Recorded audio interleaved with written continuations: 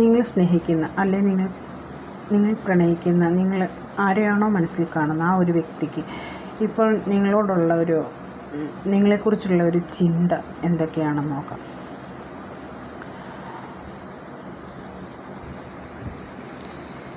ആ വ്യക്തി നിങ്ങൾ പിണങ്ങി നിൽക്കുന്ന ഒരു വ്യക്തിയാണെന്നുണ്ടെങ്കിൽ വളരെയധികം ദുഃഖത്തിലിരിക്കുന്ന ഒരവസ്ഥയ്ക്കകത്ത് കാണുന്നുണ്ട്.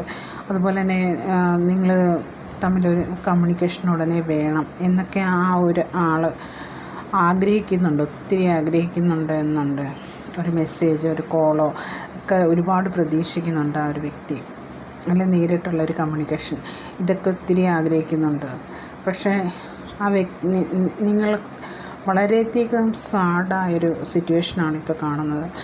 കാരണം പലതരത്തിലുള്ള ഇമോഷൻസ്, പലതരത്തിലുള്ള ബ്ലോക്കേജുകളൊക്കെ ഇവിടെ കാണുന്നുണ്ട്.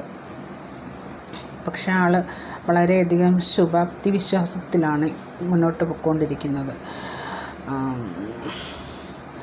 ഒരുപാട് നഷ്ടങ്ങളും കാര്യങ്ങളും ഒക്കെ വന്നിട്ടുണ്ട്. ജീവിതത്തിൽ ഒരുപാട് ഇമോഷൻസൊക്കെ ഹോൾഡ് ചെയ്ത് വെച്ചിട്ട് ആൾ വയ്ക്കുന്നുണ്ട്. പക്ഷേ ഇപ്പുറത്തൊരുപാട് സന്തോഷങ്ങളും ഉണ്ട്. അതൊന്നും കാണാതെ ഒരു ദുഃഖത്തിൻ്റെ ഒരു അവസ്ഥയിൽ കൂടിയാണ് ഈ ഒരു വ്യക്തി പോയിക്കൊണ്ടിരിക്കുന്നതെന്നാണ് കാണുന്നത്. എങ്കിലും ഒരു ശുഭപ്രതീക്ഷയുണ്ട്.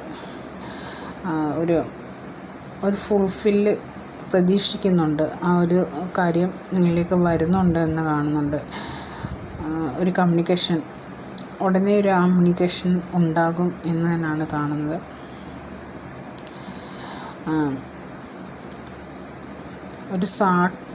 മൊത്തത്തിലൊരു സാഡ്നെസ് ഉണ്ട്, എന്നാൽ ഒരു പ്രതീക്ഷയുണ്ട്. അതാണ് ഈ കാർഡ് കാണിക്കുന്നത്.